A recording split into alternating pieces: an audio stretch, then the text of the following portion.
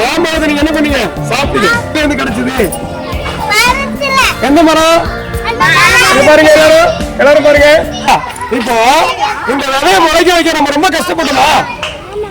ரொம்ப கஷ்டப்பட்டோம். என்ன கஷ்டப்பட்டீங்க நீங்க? நல்லா மாம்பழத்தை சாப்பிட்டுட்டு அந்த கொட்டையை கொண்டாந்து இதுல போட்டோம். அவ்வளவுதான். கொஞ்ச நாள் தண்ணி ஊத்தணும், கொஞ்சம் மண்ணு போட்டோம். அதுதான் முளைச்சு. இப்போ இது முளைச்ச பிறகு பெரிய செடி ஆகுமா ஆகாதா? பெரிய மரமா ஆகுமா ஆகாதா? மரமானது கூட மரத்துல என்ன கிடைக்கும்? மாம்பழம் கிடைக்குமா? அப்புறம் மறுபடியும் மாங்கொட்டை கிடைக்கும். சரியா? அதை மறுபடியும் நீங்க பொறிச்சு வச்சிருப்பலாம், முளைக்க வைக்கலாம்.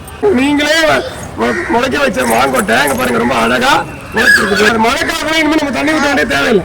வெயில் காலத்துல மட்டும் கொஞ்சம் தண்ணி ஊற்றணும்னா முளைச்சோம். பெரிய பெரிய செடி ஆனதுக்கு பிறகு உங்களுக்கு ஒவ்வொருத்தருக்கும் ஒவ்வொரு செடி கொடுக்கும்.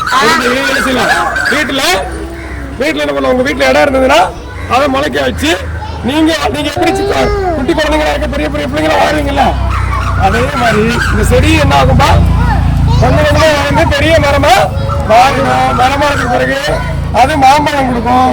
அந்த மாம்பழம் கொடுக்கறது போல நீங்க என்ன பண்ணணும்? நீங்க மற்றவங்க நீங்க பெரியவங்களாகி என்ன செய்யணும்? மற்றவங்களுக்கு உதவி செய்யணும். செய்வீங்களா?